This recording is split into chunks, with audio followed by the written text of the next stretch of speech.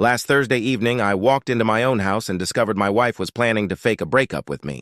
Not because she wanted to leave, but because her friends convinced her it would be a fun little test to see how much I really loved her. I had come home early from work, something I rarely do. The house felt quiet, but I could hear muffled voices in the living room. My wife was on speakerphone. I recognized the voices immediately. Her three closest friends, the same ones who'd been filling her head with toxic relationship advice for months. I stopped in the hallway, hidden from view but close enough to hear every word. What I heard made my blood run cold.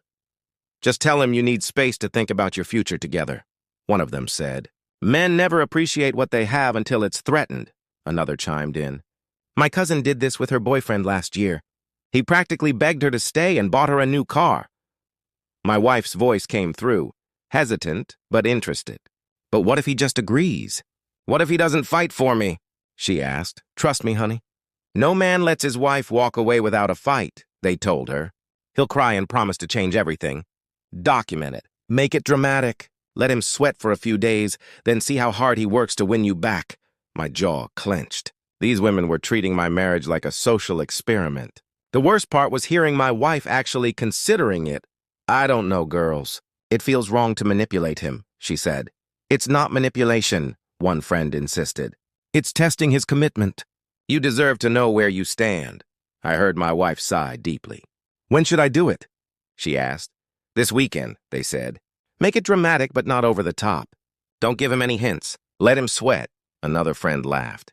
"This is going to be such good drama." I had heard enough.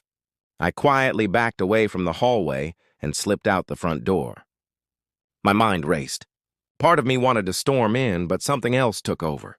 If she wanted to play games with our marriage, she was about to learn a lesson about her husband. I'm not the type of man who begs or pleads. I don't dance like a puppet for someone's entertainment. I drove around the block to give myself 20 minutes to think.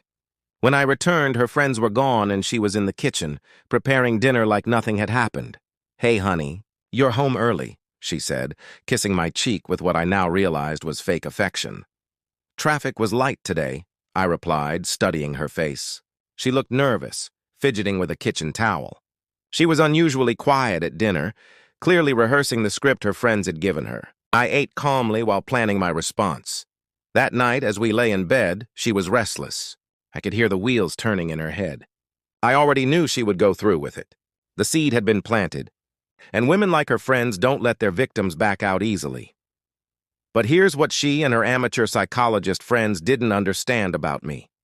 I don't play games with people I love, and I won't tolerate people who try to play games with me. If she wanted to test my commitment, she was about to discover I don't fight for relationships with people who don't want to be in them. I don't chase. I don't beg. I don't dance for anyone's amusement.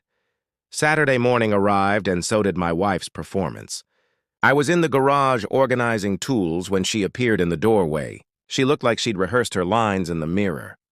"We need to talk," she said, all seriousness and setup. I looked up, calm. "Sure, what's on your mind?" "I've been doing a lot of thinking about us." "About our marriage? I'm not sure I'm happy anymore." I nodded slowly, as if processing a shocking revelation for the first time. "Okay, what specifically has you feeling unhappy?" The question threw her off. She'd expected panic, begging, an immediate confession of fault. "It's just, we've fallen into a routine. I don't know if this is what I want for the rest of my life. I think I need some space to figure things out." "Space," I repeated, setting down the wrench. "What kind of space are we talking about?"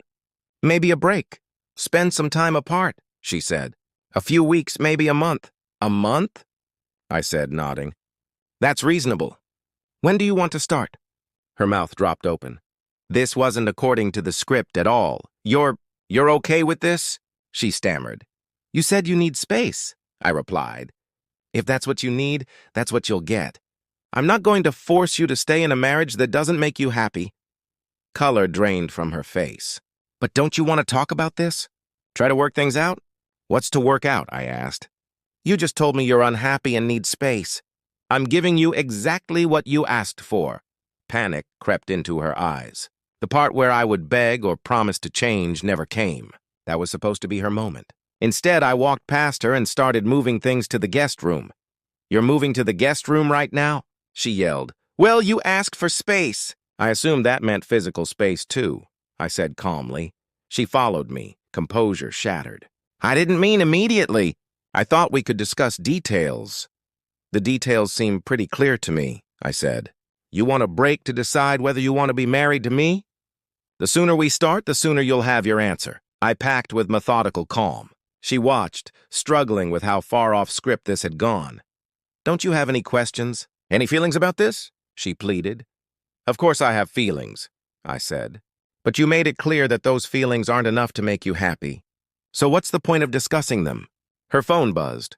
Probably one of her friends checking in. The irony wasn't lost on me. "I'm going to call the guys and see if anyone wants to grab dinner tonight," I said casually. Since we're on a break, I figure we should both start adjusting to being single again. The word single came out like a whisper. "That's what a break is, right? Time to experience life without each other." I could see her imagining me out there acting like a newly single man. It ate her alive. By Sunday evening, she was in full panic mode. I'd gone out with my friends as promised and stayed out late. I came home acting like nothing unusual had happened. She was waiting up, something she never did before. "How was your night?" she asked, trying to sound casual. "Great," I said. "I forgot how much fun it is to be out without worrying about getting home to someone." Her face tightened. "What do you mean by that? We're on a break, right? I don't have to check in or make someone else happy. It's liberating." She was struggling with the monster she'd created. Her phone buzzed constantly all weekend. Updates for the test. Monday morning, she appeared in her robe.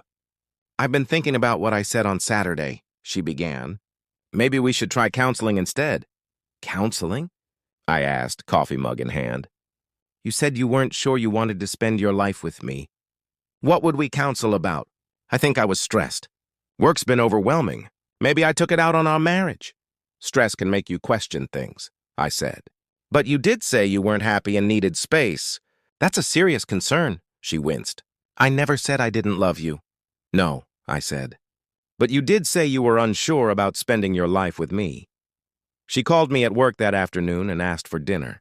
I agreed, but only if she was sure it wouldn't interfere with her decision-making. At dinner, she tried every angle to walk back the fake breakup without admitting it was fake. "Maybe we need date nights, weekend trips, things to reconnect." "Those are things we could have done before you decided you were unhappy," I said. "What's different now?" She was trapped in her own logic. If she admitted she wasn't really unhappy, she'd have to explain why she faked the whole thing. By Wednesday, she was desperate. "Maybe the problem isn't our marriage," she said. "Maybe we don't spend enough quality time together." "You said you were unsure you wanted to spend the rest of your life with me," I reminded her. "That seems more than a scheduling issue." She opened and closed her mouth like a fish. There was no good answer that didn't expose the lie. Thursday night, she escalated. "What if I said I made a mistake? What if I said I didn't want to break anymore?" "Then you need to be really sure," I said. "You already showed me that when life gets stressful, your instinct is to question our entire marriage." "How do I know that won't happen again?" She called me twisting things around. "You're punishing me." "No," I said calmly. "I'm protecting myself." Friday morning, I overheard her on the phone with her friends again. "He's not fighting for me," one of them said. "Maybe tell him you're thinking about divorce. That'll get a reaction." They were about to escalate their stupid game to a level where the consequences would be real. Friday evening, she sat me down with the most serious expression yet. "I've been thinking during this break," she said. "Maybe we should consider making this separation permanent." I nodded, like I was considering divorce. "You want a divorce?" "Yes," she said, stunned. "I mean, if we're both happier apart, you might be right," I said. Her face went white. This was supposed to make me crawl back. Instead, I agreed with her. The test had backfired spectacularly. Saturday morning, 1 week after her initial performance, she was pacing the kitchen like a caged animal. I calmly ate breakfast and read the news. She finally cracked. "Stop this!" she demanded. "Stop the whole act." "Stop what?" I asked.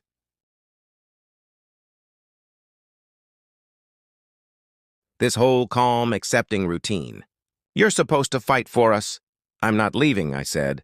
You asked for a break to decide if you wanted to be married to me. I'm respecting that. Are you angry because I'm not fighting or because I'm respecting your wishes? She opened her mouth, then closed it. The trap was perfect. I care about being with someone who wants to be with me, I said. I care about a partner who doesn't need to threaten our marriage to feel valued. I care about not wasting my time on someone who isn't sure they love me. She had no real answer. Then I did something she didn't expect. I told her everything I'd heard last Thursday. The phone coaching, the document it for drama line, the plan to escalate to divorce if the reaction didn't come. She staggered backward like I'd hit her. You heard? She whispered. I heard everything, I said. And I want to know.